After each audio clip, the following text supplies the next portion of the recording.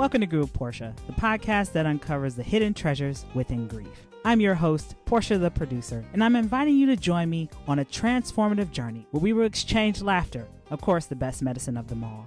Reflect on cherished memories. Remember that time that the little boy grabbed my hand instead of his mother's at the amusement park? Yikes. And of course, discover gratitude while navigating one of life's hardest challenges, loss. So get ready to grow with me, Portia the producer. Let's dive in.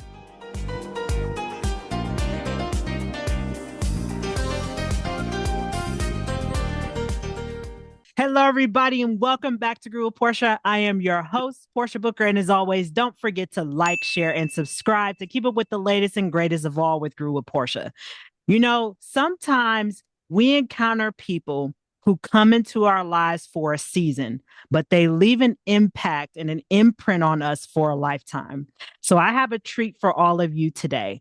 Today, before I introduce who this woman is, I just have to say, when I first met her, I didn't realize that she was going to be a longtime mentor, somebody who I learned to always remind myself about love and putting love first. And also, you never know what shoes somebody is walking in until you meet them.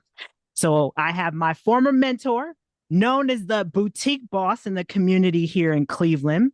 She is the executive director of the Sally Mae Thomas Entrepreneurship Foundation. So welcome, Dr. Lisa McGuthry-Gore to Grew with Portia. Dr. Lisa, hello. Hello, I'm so happy to be here with you. This is exciting.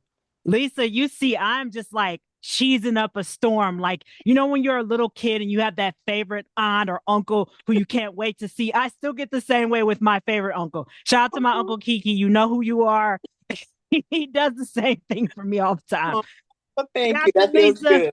Let me just give you your flowers real quick. I have in the beginning of the show, but I love to give people their flowers while they're still here because we never know. People are here today and gone in the same hour.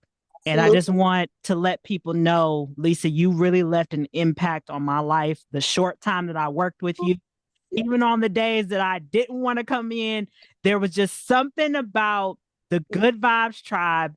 Being in your presence reminded me that life is greater than what my current circumstance was showing me. So I just want to thank you from the bottom. You're welcome. You're welcome.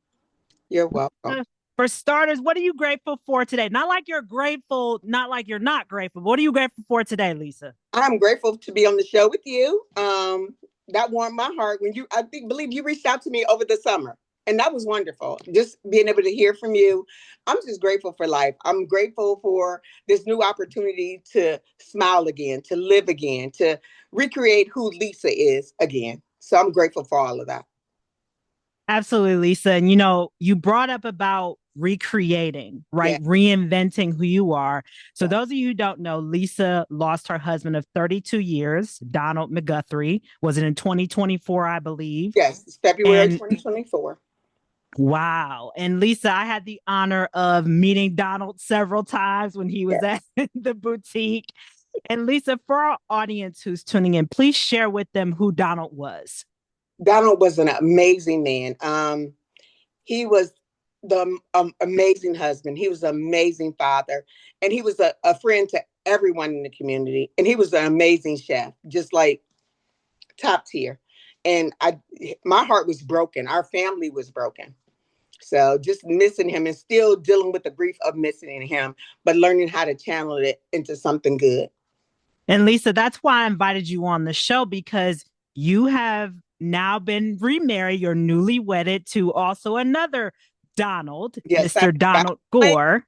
God's plan. And, you know, Lisa, I'm curious, what did it take for you to open your heart up to marrying again, considering that Donald was your person for 32 years? It was God's plan. Like literally, how everything came to, I couldn't even dreamt it. I couldn't have guessed it, anything. My new husband, Donald, we met in college. So I was his first girlfriend in college. We met in 1987 at Central State University. And then we departed like in 1989. I didn't see him again until 6 months after Donald passed away.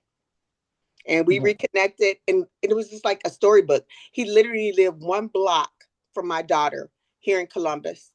And everything just came together. I contacted him. He didn't contact me. I went into his inbox on social media. Wait, you was the one in the DMs, huh? Yeah, Not him. I DM'd him. And he said, "What do you want? You're married." He said, "You're the reason why I don't go on social media." He said, "You and your kids and your happy family." And then I told him, I said, "No, my husband passed away." And we just hit it off from there. And it Wow. was God's plan. And it was absolutely amazing. We dated for 2 months and then he proposed.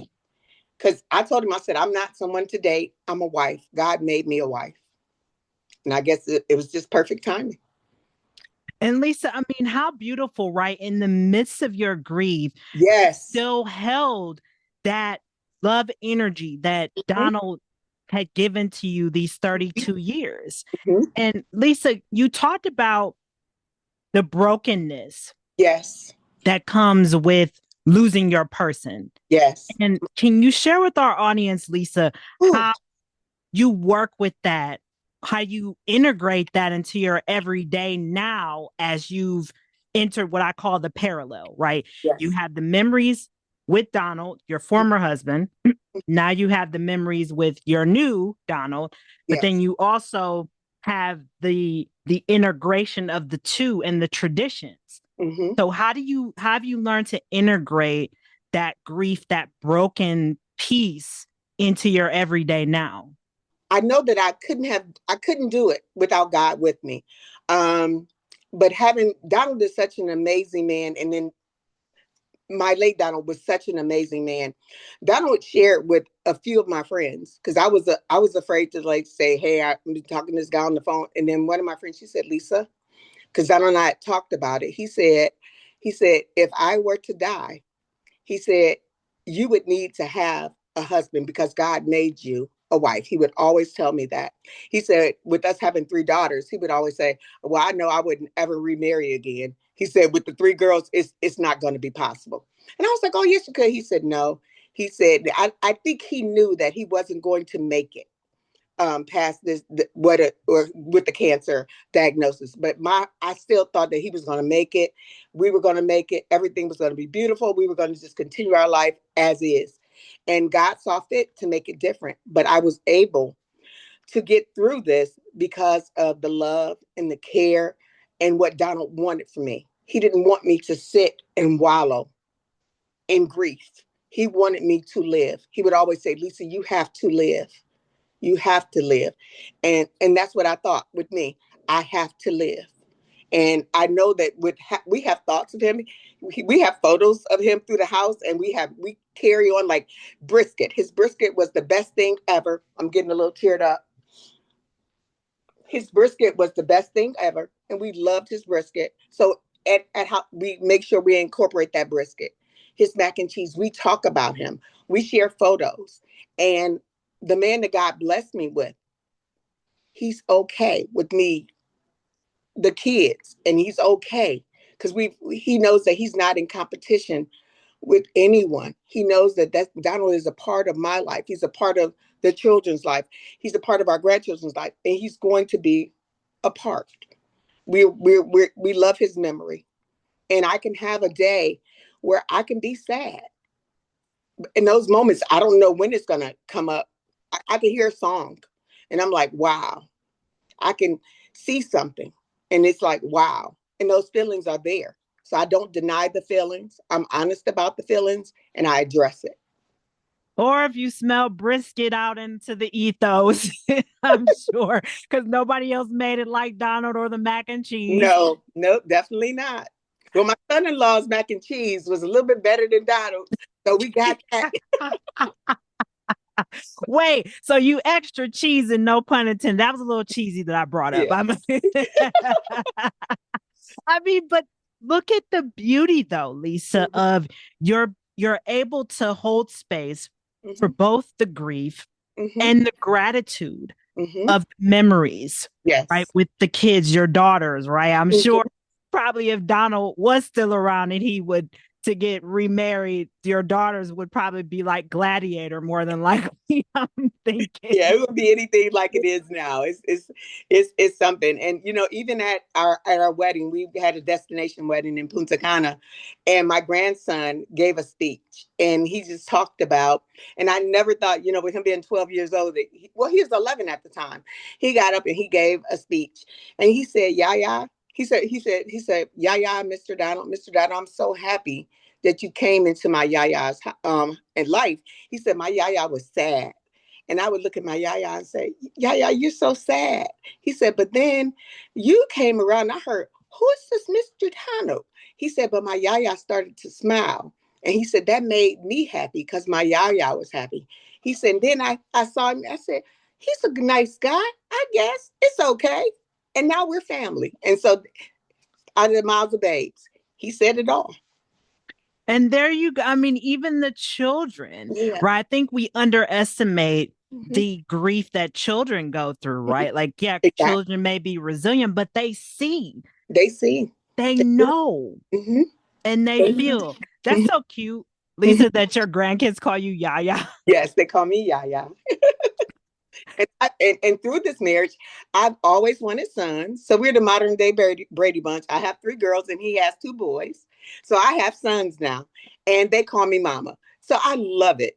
I absolutely love it. So 5 grown children and then 4 grandchildren. Our youngest son, he has a daughter. She's 4. So we have 4 grandchildren. So, I mean, literally look at again how we see loss sometimes as such a devastating period in our life. But Yes. in your case, Lisa, you've no pun intended, grown your family Yes. like organically without having to go through all the labor of pregnancy and all that again, right? Like Yes. Absolutely. you got your son, your bonus sons, right? Your other Yes, sons. I have 2 sons, and I absolutely love it. Lisa, for our audience, because I know sometimes people look at how we grieve and Mm-hmm. sometimes they judge, Mm-hmm. right? And I'm curious, how did you handle, if you had any criticism around you getting married again so quickly? You know And what? There was criticism, and initially I was ashamed. I didn't share like the first year, um, but I was still, with the businesses. I was still posting on social media, but they didn't know that other part of my life. Like I was still in Cleveland part time, but I was literally changing my life and moving here to Columbus because that's where I live now. And it was just that part of my life, but only my closest friends knew everything that was going on. And they were such cheerleaders. They were absolutely amazing because they knew the love that Donald and I shared and how beautiful it was. But they also knew that I was grieving and it was okay for me to move forward and still be loved. And that was absolutely amazing. But I did have some people that were saying, "Oh, wow, how could she say she loved him this much, but now she's moving on after 6 months?" Well, I couldn't tell anyone if that's the right reason for them. I just know what was good for Lisa. And it's and just dealing with my situation. Now it couldn't be that, may not be that way for everybody. But in my situation, it was okay. And I literally um it was so beautiful on the date that I came to Columbus. It was on Father's Day. And Donald and I agreed to meet each other at the park, just at a park. And I was at Kozai with my children, and we went there for just a little Father's Day celebration. And I was walking through, my granddaughter and I, the girls and I, we were going back to the car, and a monarch butterfly came and kissed me on my temple. And I was like, wow. And I knew that was a kiss from Donald saying, "Lisa, you can be free." And I knew that. So when I met Donald at the park that evening to take a walk, I knew it was okay for me to be there. It had shown up for me. Donald showed up as a way. And then even at our wedding in Punta Cana, now we had a Dominican band playing all the salsa music, and it was beautiful. Why? Right at the end, when their last song was, "Don't worry, About a thing. And if anybody knew, Donald absolutely loved reggae music. Bob Marley was his biggest. He loved Bob Marley. And that's the song that came out to close out our what was it? Right after the wedding, like a cocktail hour. And that's what came on. And all my girlfriends, they came from Cleveland. It was about 8 of them, and they had on my favorite color. They wore lime green, and it was absolutely beautiful. And they all, at the same time, they said, Donald was here saying, "It's okay, Lisa." And it was just beautiful. So in my heart, I know. So I think people know in their heart whether or not it's okay. And it felt okay, because I wouldn't have done it if it didn't feel okay to me.